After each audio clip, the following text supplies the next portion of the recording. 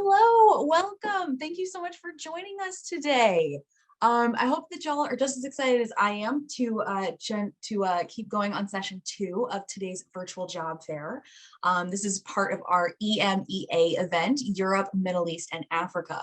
Now we have our partner companies in the room today, and we'll start them with a little introduction of themselves and their companies, and then later we're going to ask them some questions. So if you would like to learn more about their company values, their benefits, their resources, please feel free to send the question into the group chat on Zoom. First up, we're going to hear from Brett about Moody's Corporation. Brett, take it away. All right, thank you so much, Meg. I'm really excited to be here today and representing Moody's. Thanks everybody for joining us. Hope you had a good first half. This half's going to be better. We're pretty confident. Just a little bit about myself. I'm based in London, and I've been with Moody's for almost 19 years in a variety of roles. Most of that was in New York. I'm originally from the US, but my current role, I'm responsible for campus recruitment in EMEA, as well as our Reignite program, which is our initiative to support and hire individuals that have had career breaks and bring them back into the workforce. And we do that in the US, Canada, and the UK. Hopefully you've done a little bit of research on us, but if not, I'm going to give you a whirlwind here of a couple minutes on it. So we are a global business, and we have about 13,000 people in, I think over 40 countries. We are formerly in financial services, but sort of bleed out into other parts of the market from there. And just a little bit about what we do. So we are over 100 years old, so fairly old organization, but we started as Moody's Investor Service, which is a credit rating agency, which you may have heard of AAA and the bond market, et cetera, subprime mortgage crisis. That's all sort of tied to credit ratings. And that's where we started back in the early 1900s. But in the early 2000s, we started to look into expanding beyond credit risk into other areas associated with risk, where we might want to get involved. So we created Moody's Analytics as a separate business just about 15 years ago to be the home where those additional areas would kind of grow and live. And so now, with Moody's Investor Service and Moody's Analytics together under the Moody's and Moody's Corporation parent company, we are categorizing ourselves as an integrated risk assessment business. And we work in a pretty broad spectrum of risk arenas, things like weather and natural disaster risk analysis and sustainable investing. ESG, climate change is really important to us. We also focus on KYS, and know your customer, know your supplier, financial crime reporting, the risk of doing business with others, and then things as niche as commercial real estate. So a really pretty broad areas that we work in, but the goal here at Moody's is to provide solutions that are end-to-end solutions that organizations, many of which are banks and insurance companies, they're going to use these to help manage any risk-related challenges that they may have. All right, so I'm going to stop there talking about what we do. If you go to the next slide, Meg, I do want to just touch on a little bit more on who are we and what's important to us as a people, because I think that's just equally as important as what we do, what's our product, right? Diversity is extremely important to us, hence being here today and being a partner of Power to Fly. But we have 5 core values that I wanted to just touch on for a moment. So the first is that we are forward thinking. We're trying to stay relevant in a changing world, and that means we're constantly evolving as well. Hence, creating Moody's Analytics about 15 years ago, and we're looking for ways that we can continue to provide value to the market. We are very collaborative, and I think this is really one of the strengths of Moody's. We do a lot of work through teams, groups, committees. It's a very flat culture as well. There's not a lot of hierarchy, so people at all levels are accessible across the business, and we encourage employees to engage with each other and quite often. We are inclusive. I think that's also extremely important to us. We think that diverse viewpoints, they're going to lead to better decisions, to better outcomes on our end. So everyone's opinions matters, everyone's contributions are valued. We're going to give everyone a voice coming into Moody's brand new or having been here 19 years. We want to hear what you think, we want your opinions, we want your input really from day one. We're also very principled. So the credit rating, our original product, it was based on, or is based on, our opinion and our expertise. But we also have to maintain an independent voice in the market. It's very important. So having integrity is really essential for that opinion to have value. So we take things like compliance, information security, our code of business conduct, all very, very seriously. And then lastly, we are rigorous. So I would say that we are a high-performing culture. We approach our work with the greatest care. We hold ourselves to the highest standards because we know what we're doing is having an impact and people are paying attention. All right, we'll stop there. Just a little teaser, hopefully under 5 minutes, Meg. I will reiterate that we have, I think, over 750 positions on the Power to Fly job board. That is globally. So please take a look. We'll have people in the breakouts, and they're looking forward to engaging with you and answering your questions. Thank you so much. Excellent. Thank you so much, Brett. That was a great deep dive, or sorry, great quick introduction to Moody's. We're going to keep moving on our presentations. So next up, we're going to hear from Flora from the Elastic team. Flora, I'm going to turn the floor over to you. Thanks, Meg. Hi, everyone. Delighted to be here today and tell you a little bit more about us here at Elastic. I've been with the company for nearly a year and I'm one of the sales recruiters here in EMEA. I love this company, but you may wonder what it is that we do. So obviously the world is kind of growing, and as is data within that, content's becoming harder to find, enterprise IT is becoming more complex, and cyber threats are becoming more sophisticated. So here at Elastic, we help world-leading organizations accelerate those results that matter by putting data to work using the power of search. We are the leading platform for search-powered solutions. You probably use us every day without even realizing it. Every time you are connected with your Uber driver, that is Elastic connecting you with them. If you swipe left or right on Tinder and it is finding a person, even your online banking, we're there to protect you from cyber threats. As a company, we are not quite as old as Moody's, and Brett was talking about earlier. We're 10 years old. We were founded in 2012. We IPO'd in 2018. We have elasticians in over 40 countries globally. Circa 2,600 employees globally, but that is growing all the time, and around 17,600, I think, subscribers to what it is we do. Meg, if you can go to the next slide, I can tell you all a bit more about the culture here at Elastic. Everything we do is driven by our source code. Parts or all of that are going to appeal to different people. I love the as you are part. We all have a different accent and we really want to celebrate that. Another part I also love is typically the first two, humble, ambitious.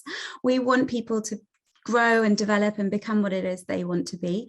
But we really understand that, being ambitious is no excuse to be an asshole. So we want people who are humble and understand that we're a team and we want to grow as one. The culture here is amazing. And as you can see, we've won quite a lot of awards for that. Best company by Fairy Godboss in the past couple of years.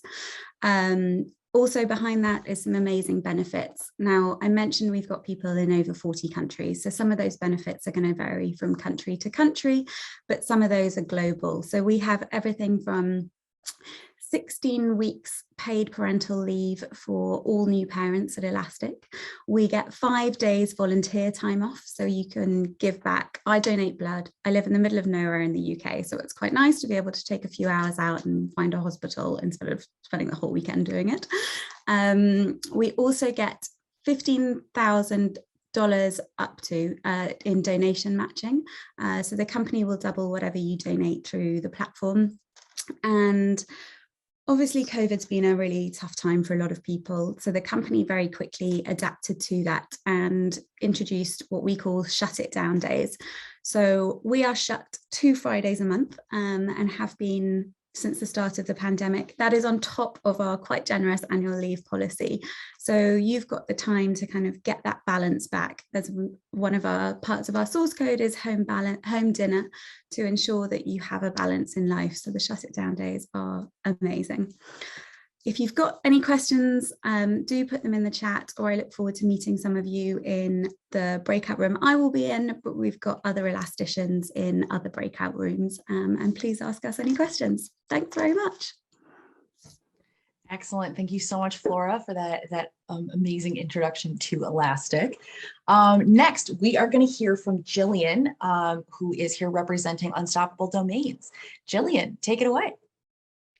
Hi, everyone. So I'm with Unstoppable Domains. I've been at the company for a little over a year, and our mission is to create a freer and a fairer internet and for individuals to own their data. So I know most people have obviously heard about NFTs or blockchain or cryptocurrency. And so we are creating NFT domains. And I apologize for my voice. It's quite early over here in Seattle, but we are issuing NFT domains on the blockchain. And so similar to how you would have .com or .org, we're issuing domain names like .crypto, .x, .nft that allow you to control your data instead of a government, a corporation, Mark Zuckerberg, right? We believe that individuals should have control over their data and not corporations or government. And so we're trying to bring user-controlled identity to the world, to all 5 billion internet users by issuing those domain names on the blockchain. And a little bit about me and my background is that I came from a company that was trying to decentralize the food system and try to give power back to farmers and food makers. And so now at Unstoppable, it's that similar ethos of trying to give power back to people and the masses. And so we obviously know that there's a lot broken with the way the internet functions today, you know, in its current state.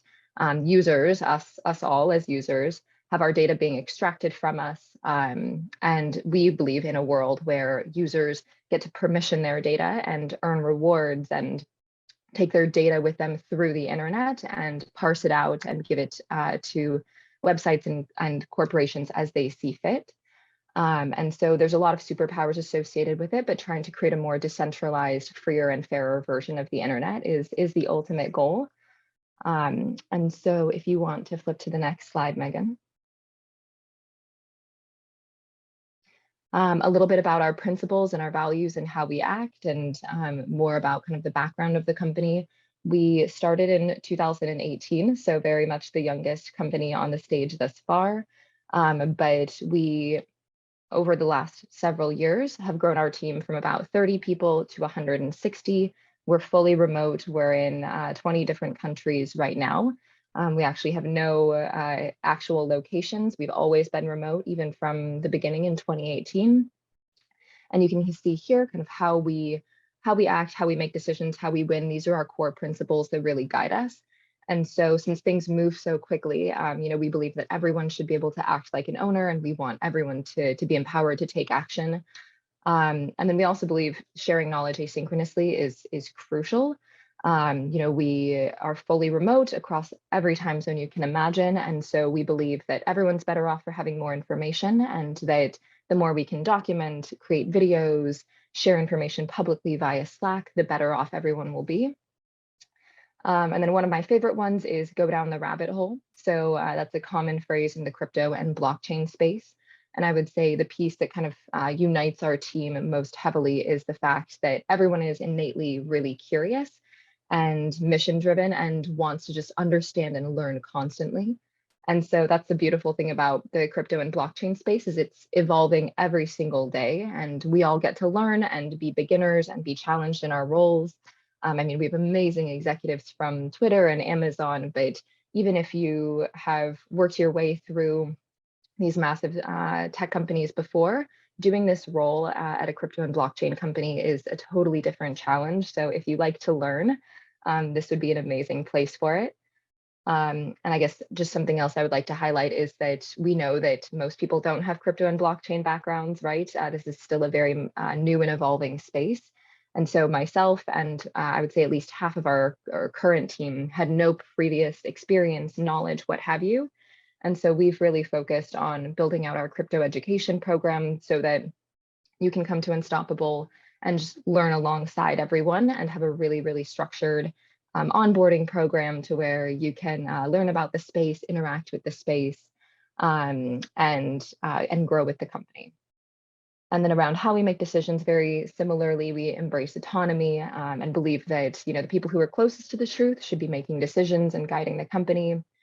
moving quickly and seeking simplicity, and then obviously measuring things that matter to make sure that we can achieve our mission, which is really grand, of 5 billion people having a freer and fairer internet. So I'll pause there and I will let Meg take it away. Thank you so much, Jillian. That was absolutely great. All right, so as we move on into our Q&A portion today, I just want to say a quick thank you to each of our panelists. It was really great to get that high-level view about your companies, and we are really excited to start digging in with you on some questions. So if you have a question that you would like us to ask the teams from Moody's, Unstoppable Domains, or Elastic, please feel free to put those questions into the chat within Zoom. Now, I'm going to keep sharing links here, but just be aware that if you're looking for the company page for any of our presenters today, the QR code that you see on their slides in front of you are going to be, that's what will lead you directly to their company pages where their open roles are posted. I'll also be sharing those links in the chat thread as well. So if you've got questions, or if you are trying to find one of those pages so you can see what roles they have open, definitely feel free to check out their company pages on Powerfly. All right, so to get us into questions here to begin with, I wanted to talk to each of you about your new hires. So let's talk about what a new hire can expect when it comes to onboarding, making them feel welcome. I feel like this is it's an important question, especially now in COVID ages, where you might be in a hybrid onboarding environment, and later you'll be in office, or you might be onboarding remotely, and then that's the plan, is that you stay remote. So let's hear what this is like at your companies here. Jillian, do you want to kick us off?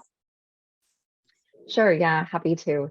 So I mentioned it a little bit before, but one of the things that we're really leaning into is crypto education. We want Unstoppable to be the place where people can start their careers in crypto and really learn from the bottom up. And so we actually airdrop everyone $1,500 in Ethereum their first couple of weeks, to make sure that, trying to interact with the space, there are transaction costs associated with operating on the blockchain, and that's not a barrier to entry for people. So we have an amazing learning and development team. And I think it's actually really rare. When we only had 70 people, we already had 2 learning and development specialists, which learning and development is often put on the back burner at many companies. And I think we've really put that at the forefront and leaned into that. And so they've created this incredible crypto onboarding curriculum where, for 5 weeks, you're going through, you're buying your first NFT, you're setting up your crypto wallet, you're interacting with the space in a real way.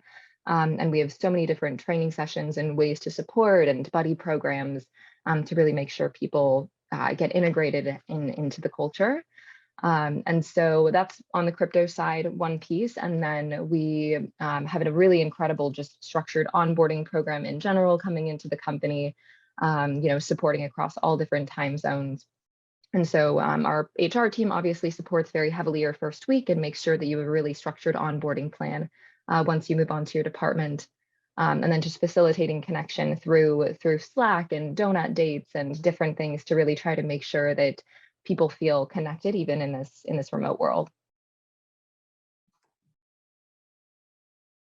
There we go. So sorry, y'all. Excellent. We'd love to hear that.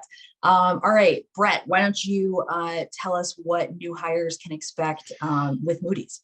Yeah, no, thanks. I think some of it's similar to what Jillian was talking about. I think that there's been an opportunity for us, though, during the pandemic, where we've been, so physically dispersed, across multiple offices, before the pandemic, and we'd have to do things in person. There was no consistency. There was no sort of structure around what people experienced coming into the company. And now that everyone was sort of in the same bucket of, virtual onboarding, we had the time and sort of the focus to create something that is more structured. It is consistent. It is sort of what you would hope you would give anybody joining a company, especially a large business too, where they get lost easily. So we do have a really nice 2-day orientation that's delivered by HR, which gives them all kinds of information and sort of really meant to excite them about making the choice that they did, right, to join the organization and know what to expect and where to go for things.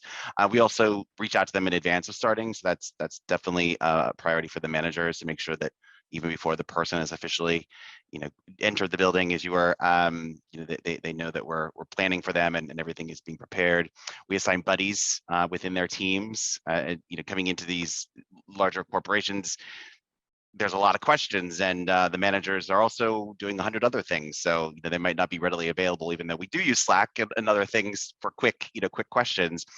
Still might take a minute. So we look for people within the team that the new joiner can go to quickly, and have an answer for, where do I go to learn more about benefits? How do I get to the cafeteria? Whatever it might be, just general one-off things. We've also done a lot of work recently on sort of the announcement of new joiners. So using a Slack channel that's just around sort of people coming into the organization, making announcements on LinkedIn.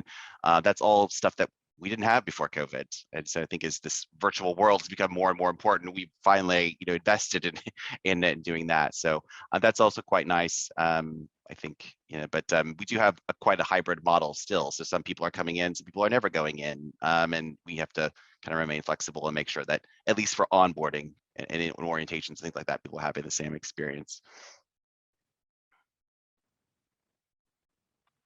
There we go. Very cool. Thank you so much for that.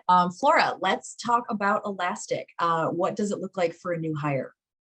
Brilliant. So obviously it's going to be slightly job specific. Each role has their own kind of path to their onboarding. So we've got online learning platforms that will give you more about Elastic and about your role. You'll be connecting with your manager, your team, and your buddy. Obviously, we do have office locations if you want to come in and meet with people directly. If you want to be doing it remotely, then of course we've got all the tools like Slack, etc. And we will also go through all of those tools and software that we use as part of your onboarding, so that's not too alien. We also have something called X School at Elastic. So every new joiner in their 8 weeks prior to X School. So you might have it in your first or second week. It might be your 6th or 7th. That is everyone globally. So you get together with directors, engineers, salespeople, people within HR, and you can really build out your Elastic network. It's a deep dive into the company, what we do, where we've been, how we've got there, the future, all the different departments. So it's a great orientation into the company as well, and something I've really enjoyed having done when I first started. Very, very cool. All right, we are getting a lot of questions in the chat thread about people wondering basically about hiring capabilities. So let's talk about where, if you can hire internationally. Do you have to be located in the region where if the job has a location attached to it? What should people keep in mind when they are looking at your open roles on our site? Let's see, Flora, do you want to kick us off? Absolutely. So some of our roles are going to be region specific. So we do need people in that country perhaps, or in that city, because they're more tied to an office. Obviously sales roles, you happen to have to travel to the customer, so it makes sense if you're in the right geography for that. Other roles obviously can be more remote. As I mentioned earlier, we've got elasticians in over 40 countries globally, so it's really going to come down to the role that you're applying for and kind of the needs for that particular role.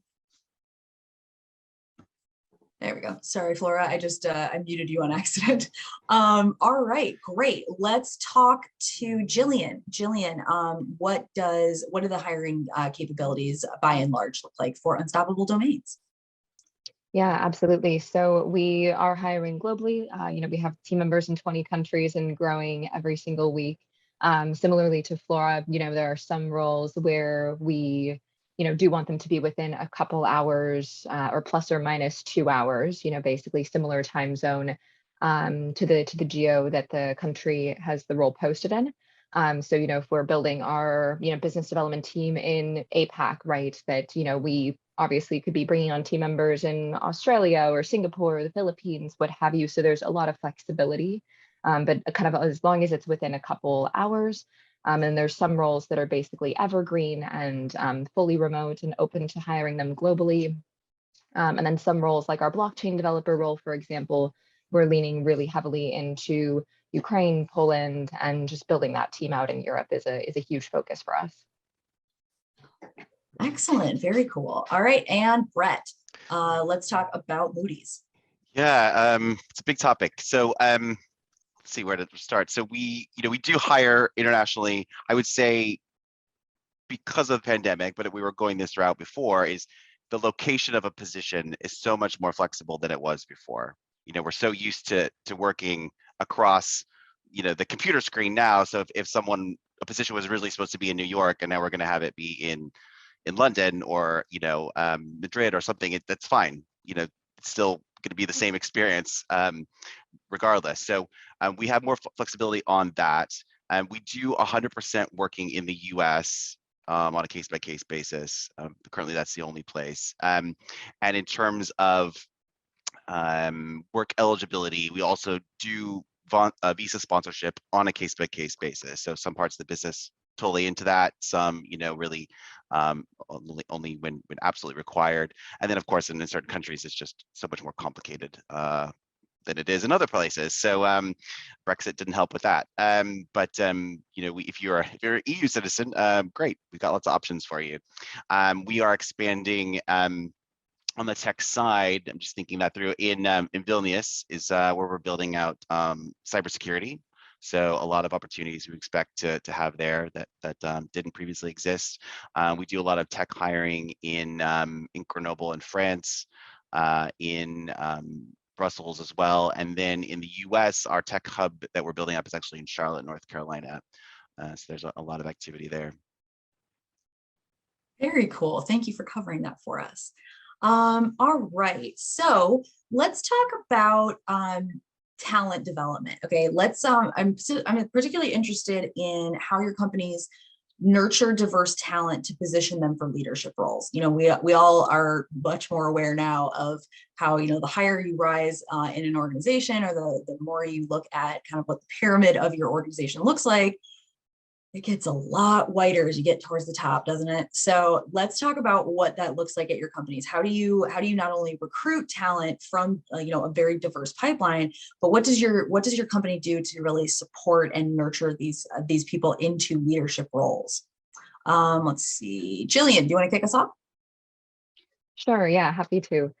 So I think there's still a lot that we need to do, and that's a huge, huge focus for us. But what we're doing currently is obviously being just really intentional about our sourcing. How do we just build the most diverse top of funnel we possibly can, and then make sure that our interview process is just as equitable as possible so that everyone has that fair chance to make it to late stages, and making sure that our hiring managers, interviewers are really thoroughly trained and being incredibly consistent throughout the process to make sure that we eliminate as much bias as possible. So really just trying to facilitate as much diversity through the funnel.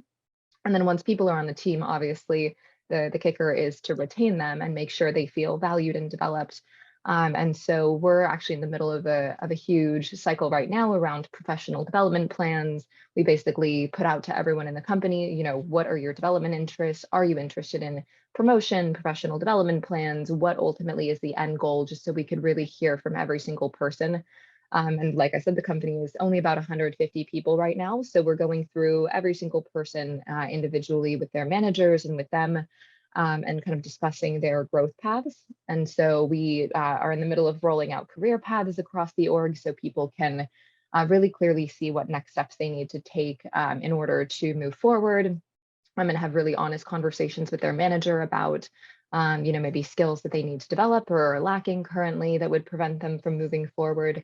So trying to give as much information as possible and then as many resources as possible. And then continuing to build like learning paths and training sessions so that people have access to equitable resources and the training they need to be able to unblock any development and growth that they might want. So I'd say we're still very much in the middle of it, but we are extremely focused on just building a culture of internal promotion and facilitating that as much as possible, and want that to be one of the things that differentiates us. Great. Thank you, Jillian. Brett, would you like to touch on this next?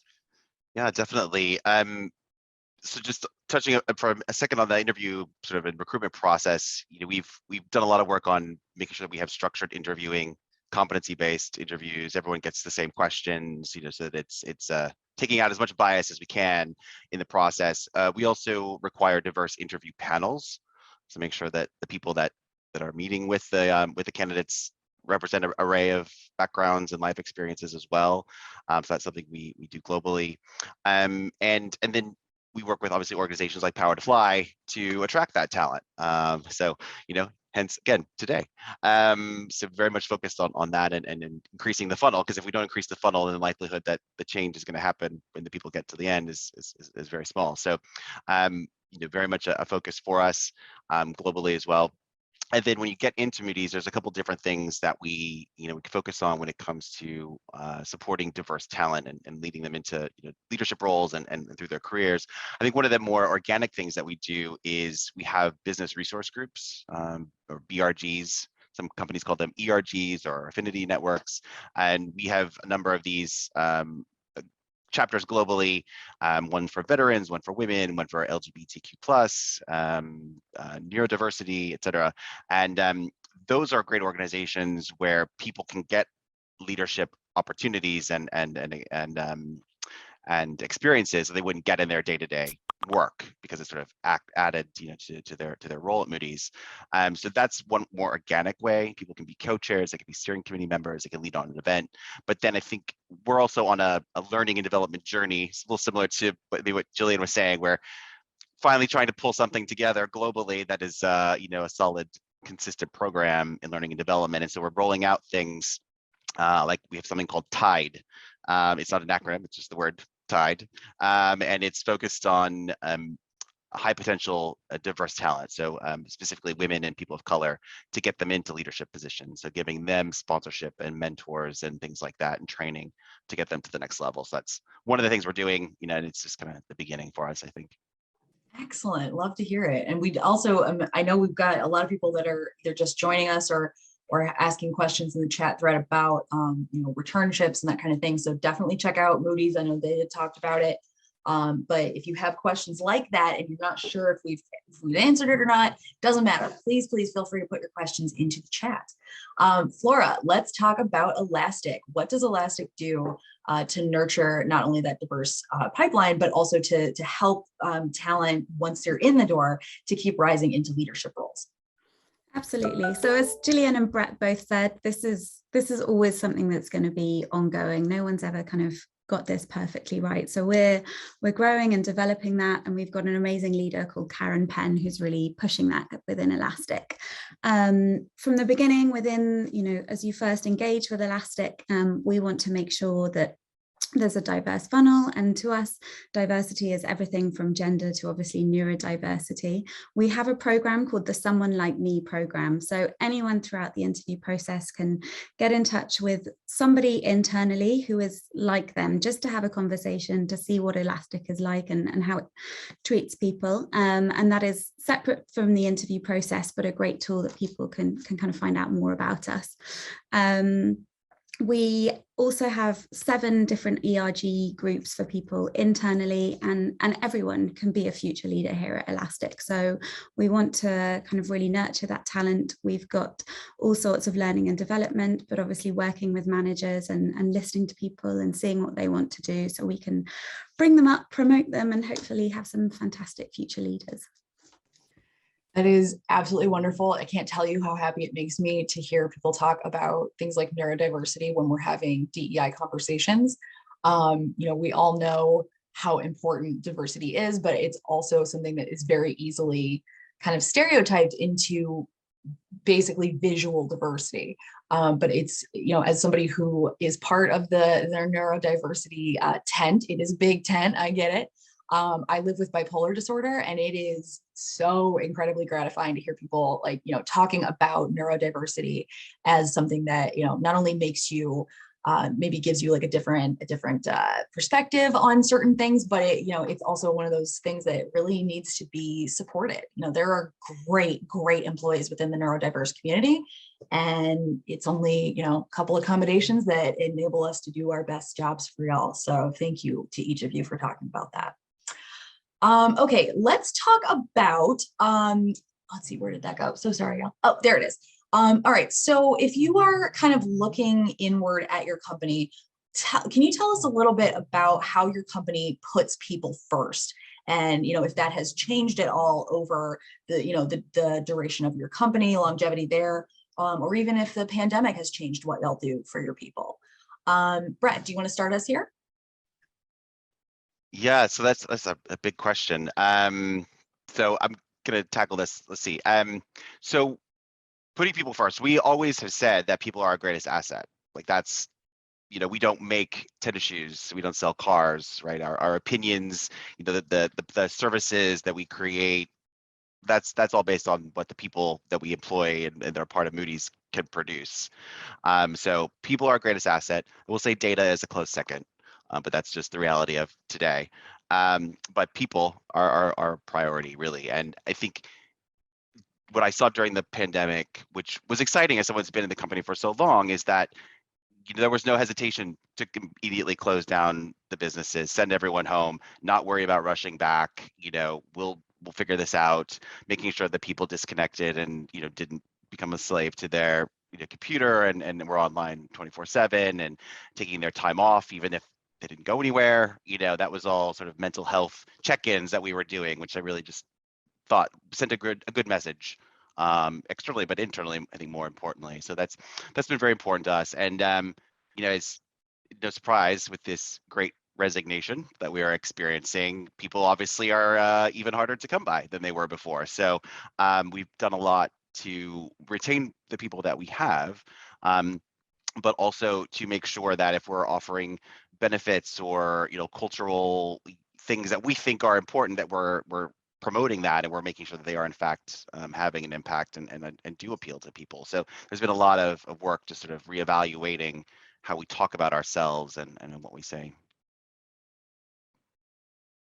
Yes, absolutely love that. Okay, Elastic, let's talk about ways y'all support your people.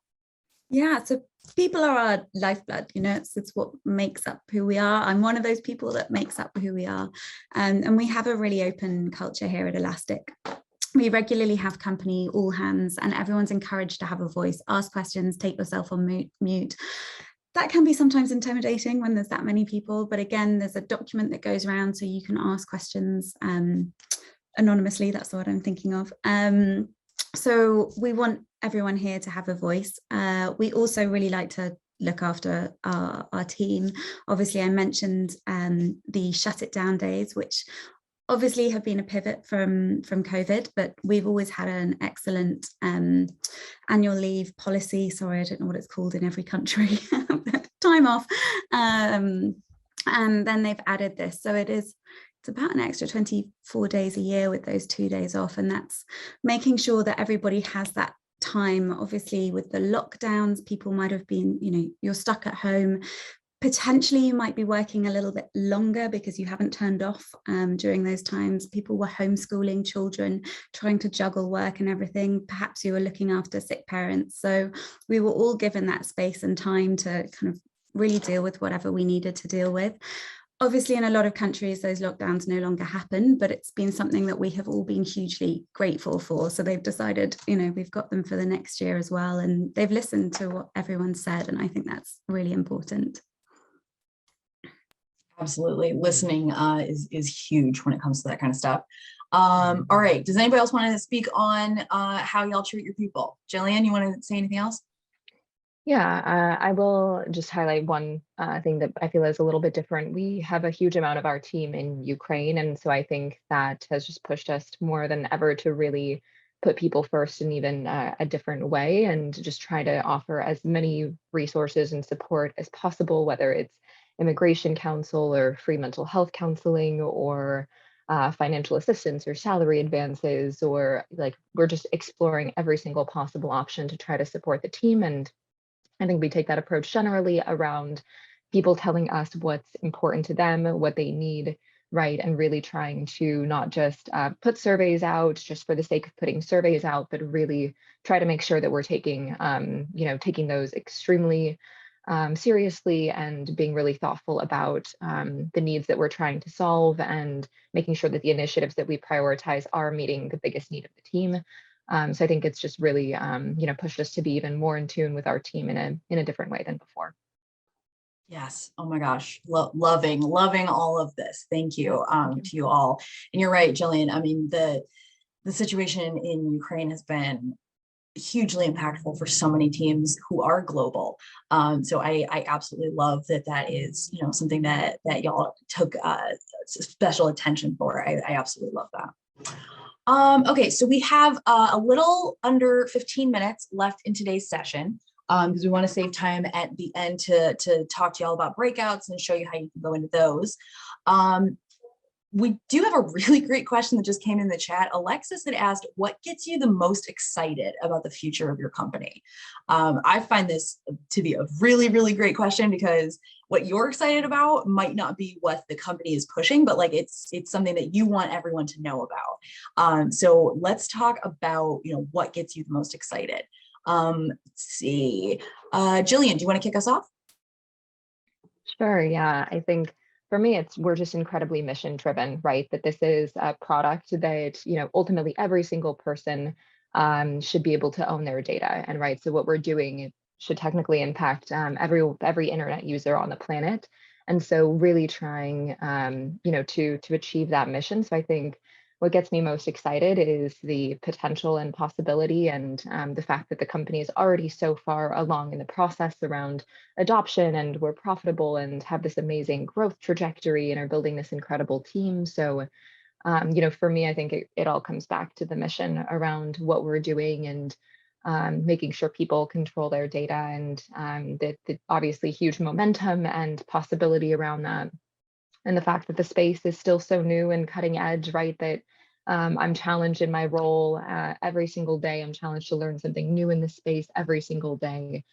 So it's never boring, and just endless amounts to learn, and pushes you to evolve as a professional and just as a human being.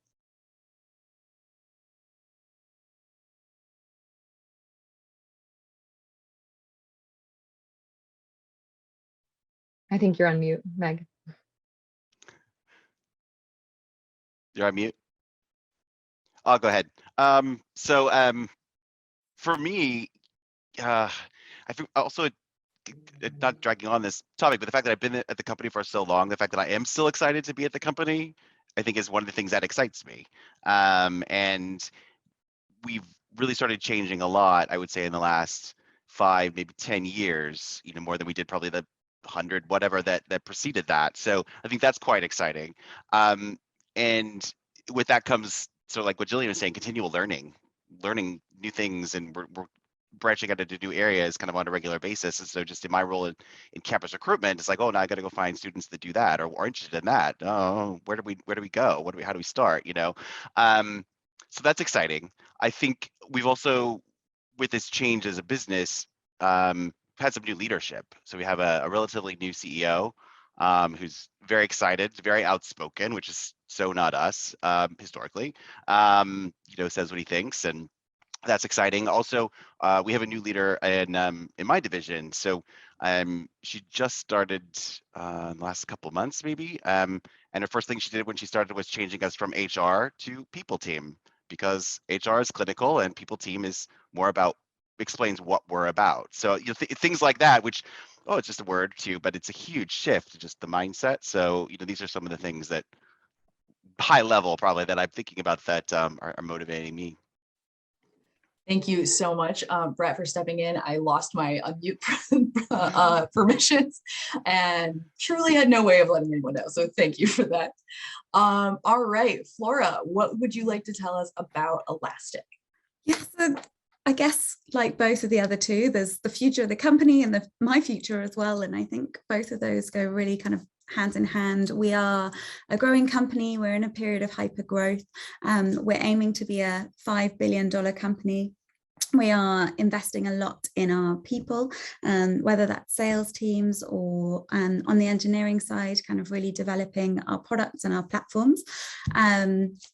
Data trying to find your answers from the data. There's only going to be more of it in the world. So we want to make sure that those results are coming quickly.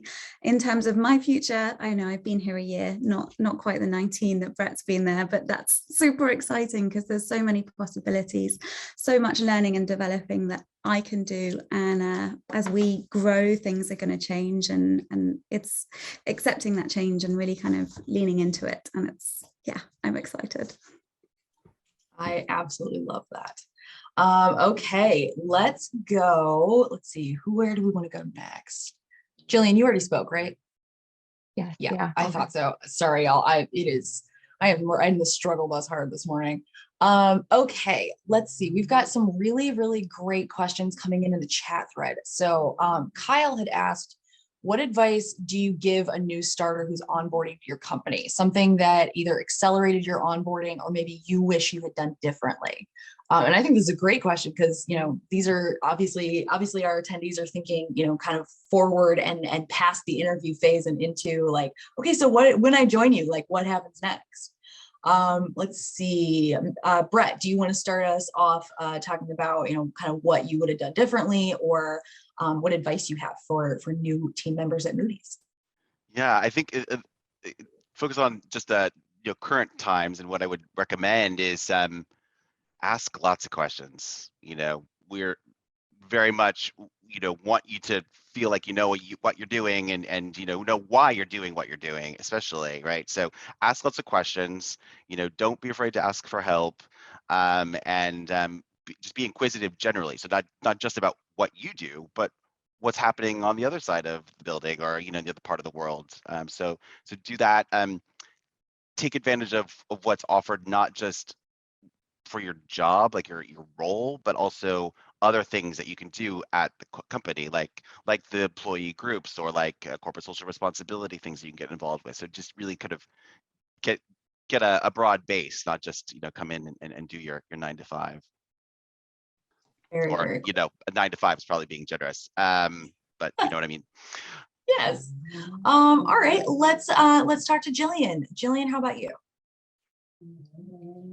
Yes, yeah. For us, and for myself personally, I think I wish, like, it's so easy to get wrapped up in trying to integrate into your role and execute right away, and to be productive, that, you know, with the space that we're in, it's you know, you need to do a lot of you know, just time spent interacting with the space, and a lot of time just listening to podcasts and reading and researching to really try to dig in. And so I think making sure that all of our new hires are actually taking that time and not just feeling like, all right, first week I need to be executing on projects, and that they take 2 hours every day, you know, for their first, you know, 3 weeks to just listen and learn and interact with the space. And so, you know, I would say there's so many resources out there, but it's making sure that you really go through your onboarding in a methodical way and don't just feel like you need to perform immediately, would be the thing that I wish I would have done, and now try to really just encourage everyone to do as well. Yes, so true. Let's talk about Elastic. Flora, what is something that you either wish you had done, or something that would have accelerated your onboarding? What's your tips for new hires? Yeah, absolutely. I'm going to echo Gillian a bit here. They've done studies into, you know, you try and learn everything at once and then it all drops out and then you kind of relearn it. And I definitely tried to learn everything all at once and decided it was probably better to take a deep breath, take a step back, you know, and look at it at slightly more kind of methodological and kind of go through it in a logical way, rather than try and get all the different types of information and cram it in my brain at once. We have a lot of learning, there's a lot of videos, there's a lot of reading, so you can do that at your own pace. You can go back, you don't have to think, oh, I've watched this once, I must know everything about everything right now. And that's the beauty of having these platforms, that you can kind of, you know, in 6 months time, if you think, oh goodness, I did learn that when I first started but I haven't applied it yet, you can go back and re-look at it and relearn it. And asking questions, you've got a buddy who, you know, will have been going through the same thing as you. You've got managers, and then obviously kind of wider teams. I still have lots of people reach out to me. I'm a recruiter rather than kind of being in HR, but I'm really happy for people to reach out because I was that first point of contact they had while coming in. And if I don't know the answer, I can point them in the right direction. And it's also finding the source of the knowledge. And if you have to go through 3 or 4 people, that's fine. It's no problem. Yes, absolutely. I think that is such a great answer. Thank you. Okay, we did have a lot of people asking questions. Let's see. I'm trying to make sure we get to a bunch of these. Okay, Mac had asked about entry-level positions, people that are returning to the workforce, non-degree holders. So if you're coming to to one of these companies with kind of a non-traditional work history, you're not coming in with a CV that's got no breaks, or you're not coming in with degrees on your resume. What does that look like? Are y'all excited to hire kind of fresh people that need entry level roles, or is your company maybe better suited to somebody that's maybe more established within the industry? Elastic, Flora, let's talk to you about this first. Yeah, absolutely. It depends. That's also part of our source code. It's kind of the answer for everything. Some of our roles are very open and there's a lot more learning and development. Some of our roles really do need people who can hit the ground running. Maybe they're smaller or newer teams and they're kind of getting up to speed, so don't have the coaching ability, or perhaps they're a little bit more technical or niche and they really need that knowledge. However, there are roles within Elastic that don't need that. Again, the same when it comes to degrees and the same when it comes to career breaks. It's really going to depend on the role. So do reach out to one of the recruiters and find out if the one you're interested is one of those ones that is more open to backgrounds or is a little bit more close to what they need. Thank you, Flora. Brett, let's go with you next. Yeah, so I think the two points then. On the degrees, whether or not that's important. I mean, 10 years ago, I said every job at Moody's requires a degree. I think we've shifted away from that a bit. It is a journey. Again, so there will be areas where that's absolutely a requirement, even if the degree has absolutely nothing to do with the job, just the fact that you have a degree. It's a little old school, to be honest. But in some areas, especially I think more on the tech side, we are open to that more non-traditional background. So certifications, anything that you might have that's starting to build up your proficiency and your skill set in the work that is directly related to the role, is where we're trying to move. So that's one point. And then on career breaks, as I mentioned earlier, we do have a formal program where we support people that have had career breaks.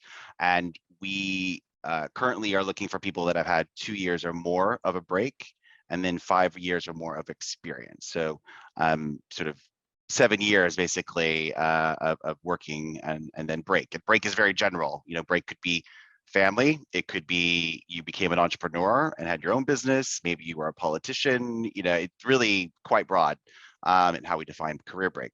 But we also do then, because of this program, want people to put their career breaks on their CVs, on their resumes. I don't know if you're familiar, but LinkedIn now has that set up. When you are building out your LinkedIn profile, you can put that on there. We are very much supportive of that, and we're going to start actively looking through LinkedIn for people that have had those career breaks. So definitely take advantage of that. Excellent. All right, Jillian, bring us home on this. What does Unstoppable Domains do when it comes to people with non-traditional backgrounds or resumes coming across your desk? Yeah, I would say just by nature of the space, a lot of people have very unconventional backgrounds.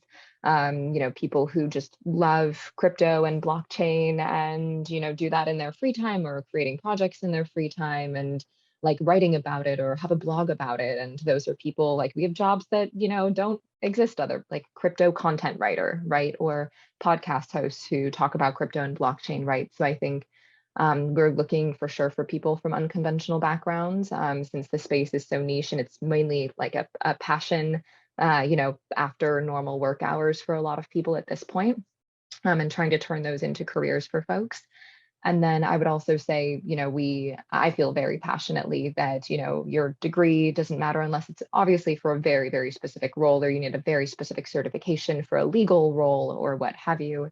But otherwise, who you were when you were 18 or the university you went to really doesn't say that much about you at the end of the day. And I think, just approaching the process as equitably as possible, and assuming if there is a break, right, there's like good intention, and that we shouldn't be putting any type of bias or assuming anything with a break or non-traditional background. So feel very passionately about that. Excellent. Okay. Thank you all for that. All right. So I'm going to go in here. I'm going to share my screen so we can talk a little bit about breakout sessions and what that's going to look like. But before we do that, I just want to say thank you so much to our panelists. It was absolutely wonderful to get to learn more about each of your companies. I know I am very excited for our community members to get into breakout rooms and talk and learn some more from you.